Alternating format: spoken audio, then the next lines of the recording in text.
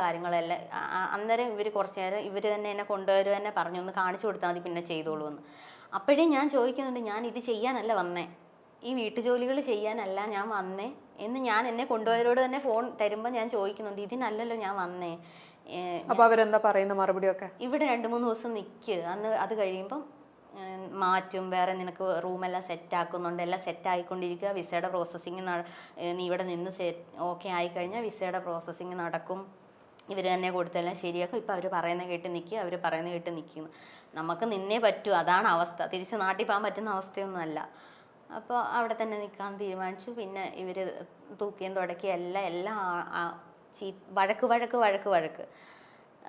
ഒരു ഉച്ചയൊക്കെ ആയപ്പോഴത്തെ ഇവരുടെ ബ്രേക്ക്ഫാസ്റ്റ് എല്ലാം ഞാനും മേഡം, അവിടുത്തെ മേഡം എന്ന് തന്നെ വിളിക്കാൻ ദ്രോഹിച്ചാലും അറബി, അവർ കൂടെ എല്ലാം ചെയ്ത് ഇവർക്ക് കഴിക്കാനുള്ള എല്ലാം കൊടുത്ത് കുഞ്ഞുങ്ങളെ ഇവർ നോക്കൂല, ഇവരുടെ കുഞ്ഞുങ്ങളെ ഇവർ നോക്കുകയില്ല.